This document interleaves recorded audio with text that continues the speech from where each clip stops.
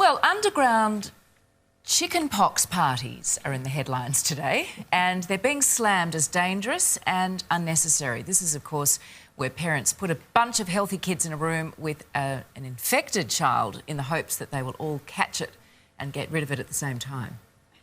That's the theory. There you go. Let's discuss this. There's a lot to unpack with Ken Sutcliffe and media commentator Shelly Horton. Kenny, these were popular before the vaccination, right? But it still happens amongst anti-vaxxers.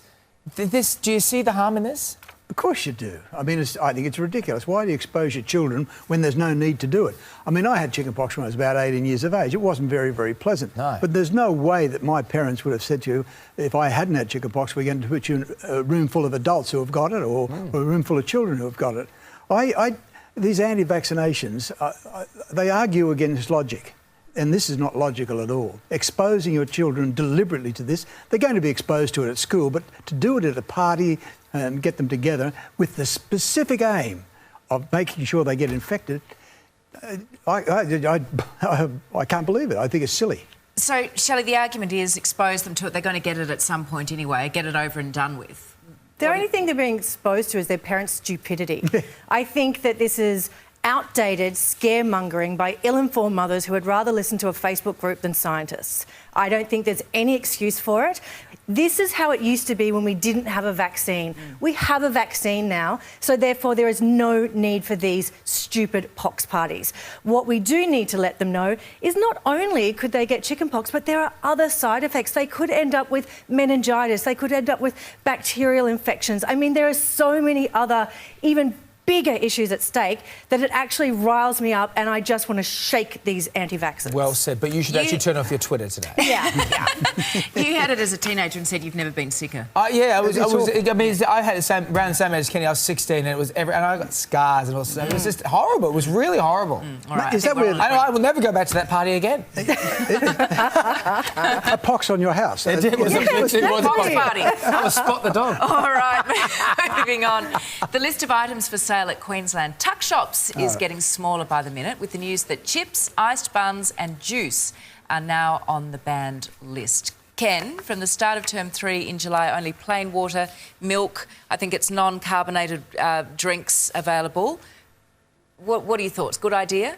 We do have an obesity crisis amongst young people in this country. I'm not necessarily opposed to it, but I remember when I was, once again, going back to my childhood, you used to get a bottle of milk that was landed on the front doorstep of the school about 10:30 in the morning. You had it at 11:30. It was warm. Somehow we survived it. So it was fresh out. Fresh out of the cow, fresh out of Daisy. It's the chunky of goodness. And I agree with you. Look, the obesity thing is out there and it's terrible amongst our children. I got no real problems with it, but isn't it a shame that you've got to tell parents what they should be feeding their children, and the only place they're going to get a decent food as far as health-wise is by going to school. At home, they're not getting a proper balanced diet. So I think it's been forced on them in the end of the day. Some of the things that are being banned, Shelley, obviously the beautiful sweet buns that we had as a kid, they're gone. Anything with icing on it, sweet fillings, chocolate chip cookies, ice cakes.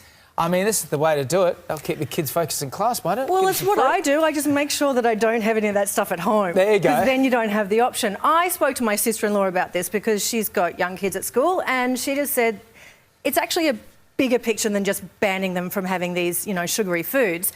Let them have those sugary foods when the parents are in charge at home, and keep them on the healthy food when they're at school and have to concentrate. Don't have them with these sugar highs and have, behavioural problems and issues like that. So it's not just about obesity, it's actually about the entire school day, and that they're not having these peaks and troughs from sugar. But we still get the bread roll, and then you gut the bread roll and you put your salt, vinegar, crisp in there. Can you still do that? No. Finally, date night could be in danger of becoming extinct because many couples, Georgie, you won't believe this, they're pulling the pin on this tradition because the pressure to make it a fancy affair. See, people, what they're going to get a babysitter, or it costs a lot of money to go to a movies nowadays, about $180 something to go to a cinema now. That's just for the popcorn. That's just for the popcorn. So they don't want to do it. So now they're saying, look, maybe just don't have screen time at home. For parents, not parents. children. For parents. I'd rather pay $180 for popcorn than have to give up my screen time. Okay. I love date night. Darren and I have it all the time, so we're lucky once a week, maybe once a fortnight, we will have date night. It doesn't have to be expensive, though. It can be a picnic down at the park. It can be at a cheap Thai restaurant, you know, whatever you want. I think it's important that you connect. But Date if night- you tell date me night that is- I'm newly married, we might add. She's newly married. leave my phone at home on date night, we might have issues. Okay. Because that's my other partner. Right. The third person in the relationship is my Third phone. wheel is Yeah. Steve Jobs. I'm You a and bit- your beautiful wife, Anne, Yeah, still have date I've never heard of date nights before. It's, I Every think it's night's a code. date. I think it's Every a night's a euphemism. date. Every night's a date night. Look, isn't it funny? I think date nights are supposed to be spontaneous, rather than putting something in a book.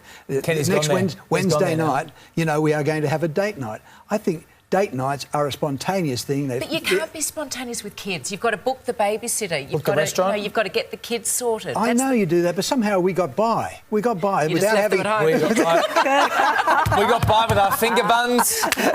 Oh, wait, Those were the days. Yeah, it wasn't me, sir. Well, let us know at home if you're getting by, if you're booking a date night. Maybe it's tonight. Go onto Facebook and Twitter. Ken and Shelly, great to have you guys here. Lovely to see you.